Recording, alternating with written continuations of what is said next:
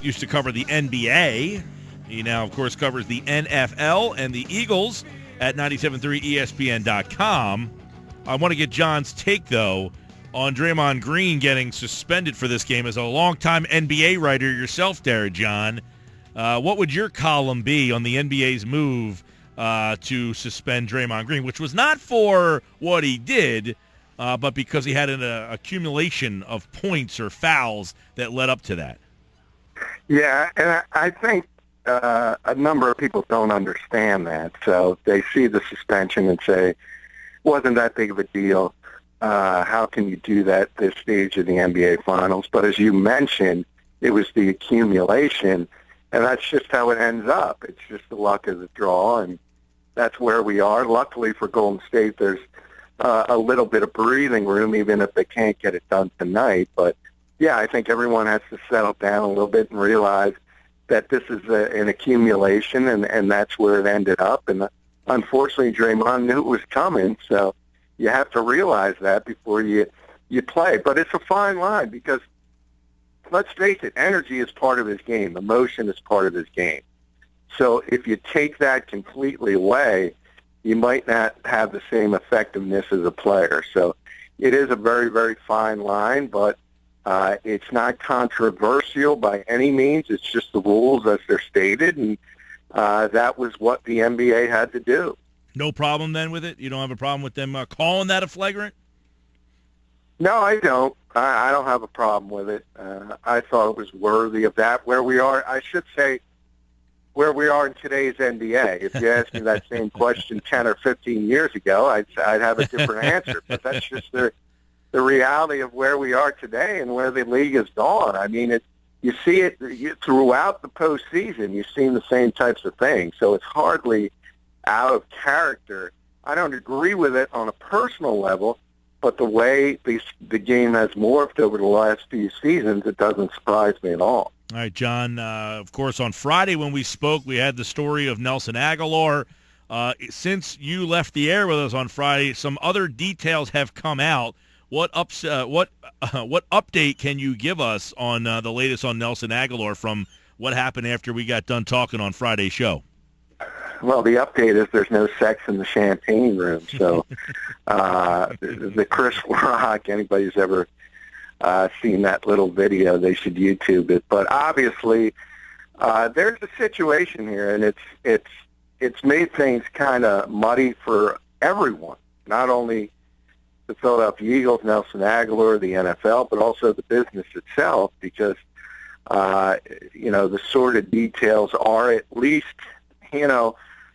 if you want to think about it this way, the best case scenario for Nelson Agholor is that there was a sort of a prostitution tinge to this story, and obviously that's illegal for not only him but for the business itself. So this is going to be a very sticky situation for all sides, and we'll see how it progresses. But anytime you're sitting here in June and your options are basically blackmail or rape, that's not good. No. For you as an individual player. No. And so the details on this are that the accuser is upset that she was not paid for a act that she may have performed. Correct. That is the allegation that has been out there by a number of sources that are favorable to Nelson Agholor. So it's essentially like somebody calling the police and saying, hey, someone broke in my house and stole my drugs. Exactly. The old wise guy joke is that, the mob is just the police department for wise guys. That's a similar situation here where you have you're doing something illegal, you're upset because you don't get paid what was agreed upon. It's very difficult to go to the police. Whether that story turns out to be true or not, again, it either side, obviously, it's far worse if what the dancer accuses Nelson Agholor of is completely true. That's far worse, but either side of the fence is not good. No, it's not, and not trying to make light of the story at all. We don't have, there are details. Now, some of the details, John, correct me if I'm wrong, included that Fletcher Cox and Connor Barwin were also both there. Now, both of them made quick statements shortly thereafter, after it was apparent that somebody's name was going to come out. It was almost as if they beat the media to the punch and made statements on their own before it getting out that they were there through the media, right? Yeah, which was a smart move, because we had all heard those two names, and we're trying to track it down and confirm that those were the two people there. So they got in front of the story and released statements. Connor to the Philadelphia Inquirer. Fletcher did it himself on Twitter. Connor claims he was only there for a few minutes before he left. Fletcher was there for a lengthier period of time, but both claim they had nothing to do with the incident itself. And from all indications, that part is true. So Agholor was obviously alone with the dancer, and Fletcher and Connor had nothing to do with it. But obviously, anytime you're dragged into something like this, it isn't good to your reputation. And certainly from Fletcher's standpoint, because he's not held out, but he stayed away from voluntary work. He comes in for the mandatory minicamp. He doesn't do much. And then as soon as he breaks camp, he's at the strip bar with his teammates. So it certainly, there's nothing illegal about that, but it just doesn't look good for you on a personal level. John McMullen's with us, 97.3 ESPN.com. He has a story up on this. So where does this go from here? What is the next step for Agholor? Is he just kind of in limbo waiting right now? Yeah, I mean, he went back to Florida. He was allowed to leave, so the Philadelphia Police Department is still investigating. And as I said, a source in the police department said there's significant video surveillance in the club. Now, obviously, it's not going to be sort of in that champagne room. Strip clubs don't do that, so there's no video in there. But what you do have is all the ancillary areas, so you're going to be able to see the reaction, the body language, things like that of both Nelson Agholor and the dancer. What I have heard is that she left the club at about right after the incident, so approximately 3:15. She did not make the claims until much later in the day at 9 o'clock at night. So that's a side that from the Agholor sort of people, I won't say at their camp, but the people that are desirous for him, have certainly played up, because in theory, if something that egregious happens to you, you're not going to wait 6 hours. Wild stuff. John McMullen's with us here. All right, let's look at some other NFL stuff. This one's kind of interesting to me. I was coming across this over the weekend, ESPN.com ranking the rosters, and they had the Eagles roster ranked as the 5th best roster in the NFL. And my first reaction to this was two things. Either one, this guy's out of his mind, or two, this is an indictment on Chip Kelly of the utmost, right? I mean, this guy just saying Kelly was a complete buffoon with these guys, and his first sentence was, well, this team imploded around Chip Kelly. I thought the first sentence told me all I needed to know on what was on his mind. So, John, he has them as the 5th best roster in football and the best roster in the NFC East. Is that, to you, him saying Chip Kelly was an idiot? Well, it is, but I think of your way of framing it, I would take the latter. I would think he's nuts more than it's the complete. Complete. Obviously, it is an insult to Chip Kelly. There's no question about that. But it was Sam Monson, and he's a pro football focused guy. Now, I have a lot of respect for what they do as far as rating players. But if you look at what they do and how they do it, what it tells you is they think a lot of the Eagles' best players, and they always have, and they always have. I'll give you an example. Malcolm Jenkins, the Eagles safety, was rated 2nd in Pro Football Focus in the entire NFL last year. So when you talk about guys like Malcolm Jenkins, like Jason Peters, like Fletcher Cox, they think very, very highly of those players. They're top 5 at their position, often top 2 or top 3. And that kind of weights their grading scale. So I think that explains a lot of it. And then the indication that there was a large part of that piece that talked about Brandon Graham. Well, anybody that's been around the Eagles this offseason in the OTAs, Brandon Graham's not even supposed to start on this team. And they have him as one of the 5 or 6 best players in the organization because they think very highly of it. They may be right, and Doug Peterson and Jim Schwartz may be wrong. But right now, Connor Barwin's the right defensive end, not Brandon Graham. So it's one of these off-season things. I wouldn't get too hyped up about it. I wouldn't get too excited about it. I wouldn't get too down about it. They just think very highly of the really, really good players on the Eagles, but I don't think they're taking into account the lack of depth. Yeah, you got, he mentioned the top 5 players, Fletcher Cox, Jason Peters. So I guess it shows that they still think Peters has an impact, right, at the left tackle. And I'm not so sure that, we should be writing Peters off. I know he's been banged up and he hasn't played at the same level, but offensive line, there's been some great linemen. The Matthews guys come to mind that, that's a position that you can last in this league at a advanced age. Yeah, and I've said people shouldn't write off Jason Peters. He still played very well when he was out there and when he was healthy last season, which wasn't very often. He was in and out of the lineup, was dealing a lot of sort of nagging injuries.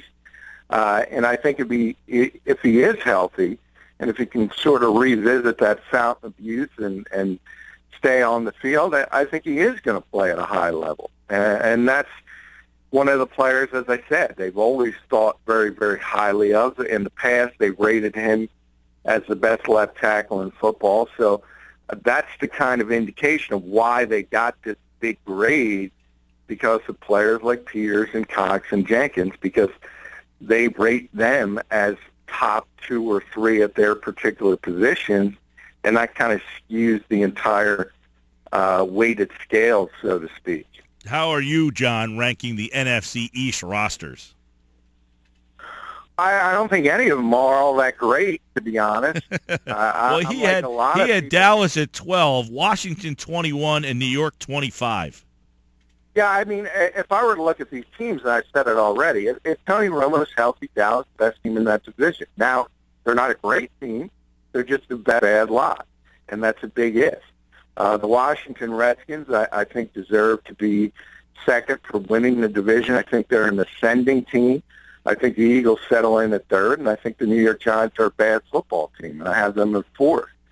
But the division as a whole, I don't think, again, as it was last year, I don't think it's among the top divisions in football, and I think that continues this year. So by no means am I saying the Eagles don't have a shot. They have a very good chance to compete in a division where the winner might be at 10, even 9 games again. They have an opportunity if things go correctly. But no, I would not say this is a top 5 team in football. I would agree. The first thing I thought of was, man, this guy must not like Chip Kelly very much, and wanted to make it known that, hey, you had a chance to win with a pretty good team, and you blew it. And that was what kind of I took from those rankings there. But he also had them far and away as the best in the division. I mean, he had Dallas out of the top 10. And I kind of agree with you that if Dallas has Romo, I think they're the best team. The rest of the guys, I think you put them in a hat and just kind of grab out of it and see what comes up for you. John McMullen's with us, 97.3 ESPN.com. Let me get your take. Now that the OTAs are done, we're moving forward here. Jalen Mills is a guy I wanted to ask you about. He seems to be a guy a lot of people like. Eric Rowe is another guy, second-round pick from last year, entering year number 2. Seems like we haven't heard a lot about him. So kind of give us your thoughts on those 2 guys, because I would assume those 2 guys are going to be in some competition. Yeah, they are. And I think, if anything, if you looked at sort of the surprises during the OTAs, Jalen Mills would be at the top of that list. And if you talked about the disappointments of the OTAs, Eric Rowe would be at the top of that list. So, and one of the reasons why is Jalen kind of surpassed Eric Rowe. I think we all went into this offseason saying, if there's one likely starter at the cornerback position, it's going to be Eric Rowe, more so than Leotis McKelvin, the free agent pickup, who has the big reputation as a former first-round pick from the Bills. And it had been anything but. He started out as the starter opposite Leotis and quietly fell behind. Not only Ron Brown, another free agent signing from Buffalo, but also Jalen Mills and Nolan Carroll when he finally got back and sort of got back in the mix with the first team towards the end of OTA. So basically you're talking about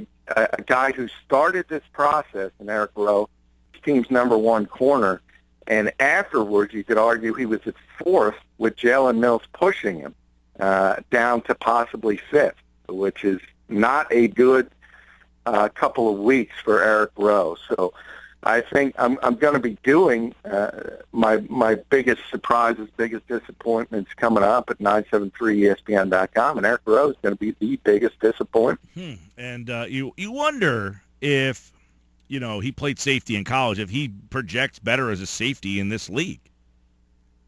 That's a possibility, but, it's even worse at that position here because... Which is odd because it hasn't been the case for a while.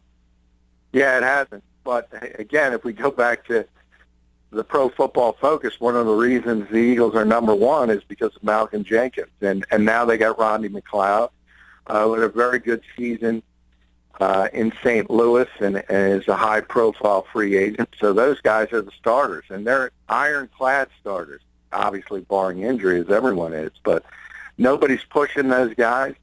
They will be out there. They're expected to perform at a high level. Jim Schwartz even said he expects to have one of the best tandems in football. He doesn't see why they shouldn't be.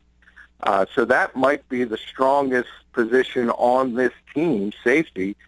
So if Eric Rowe wants to get on the field, it has to be at cornerback. And right now it's not going well for him, but it's still, we haven't even got to training camp, so there's still time to turn it around. Sure thing. John's with us, some NFL stuff. Hey, chances Nate Robinson makes it. He's trying out with the Seahawks, former NBAer, dunk champion. He's trying out at 5'9". He's going to try out at defensive back for the Seahawks. Well, he's a heck of an athlete, obviously. But if you want to be a cornerback in this league and you're trying to make that change to go from NBA player to NFL player, you probably don't want to start with the Seattle Seahawks, that defensive backfield. Maybe you want to come to the Eagles, who don't have a starter outside opposite Leotis McKelvin. That's not a good position for him. Obviously, good luck to him, but it's just a very difficult transition to make. The best case scenario for him would be to make it on the practice squad and sort of learn. But at this stage, it's going to be very difficult. I think it's more of a sort of publicity stunt than anything else. Michael Vick said he hopes to play this year. He said, I quote, "I would love to play this year, suit up for another run at it. I still feel like I could play, and there's a lot left in the tank. I don't want it to end the way it ended the last couple of years." Mike Vick back in the NFL? Yeah, I mean, it's a possibility. It's not going to happen until sort of injuries pile up and somebody has a significant need at the quarterback position. Same thing that happened last year with Pittsburgh.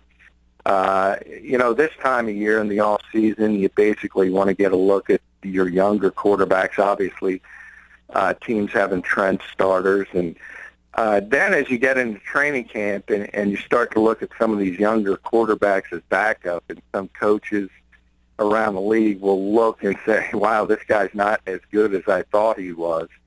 At that stage of the game, there's a possibility that we'll say, well, why don't we bring in Michael Vick as a veteran stopgap? But that's his only opportunity. And obviously it's sad if you look at where he was, not only as a former number one overall pick and right. a former star in this game, and not only that, the impact he had on a whole culture and a whole generation, and to see him hanging on. But, hey, if you want to play, you want to play. And I would certainly say that he's still amongst probably the top 64 quarterbacks in the world. And there's 32 teams, and you add the backups, that's 64 people. So from a physical standpoint, he deserves to be in the NFL. It's very, very difficult because you know how this league works, Mike. They want young guys with a ceiling and an upside. Michael Vick is obviously far closer to the finish line than the beginning. Yeah, and last one for you, John. The quarterback situation in Denver, I think, will be fun to watch. for people all over the place, including Philadelphia, because you got Sanchez out there, and then Paxton Lynch, where it's like, all right, could you have just stayed at 13 and got Paxton Lynch and see what kind of play? I think, Eagle fans should kind of have their eye on what kind of career Paxton Lynch ends up having. So what is your take on the Denver quarterback situation? Well, it is. It's wide open, and you can add Trevor Siemian to that mix too. So obviously, I think John Elway, if he had his druthers, so to speak, would like to see the rookie immediately take control and seize the job. But it's very difficult in this league. But he has it a lot easier than most young quarterbacks who have a chance to play, because you're usually not coming in as a first-round pick on the Super Bowl champions with a chance to play. Mm-hmm. And that's what Paxton Lynch had. So if anybody has the supporting cast to succeed immediately amongst the young quarterbacks, it's probably Paxton.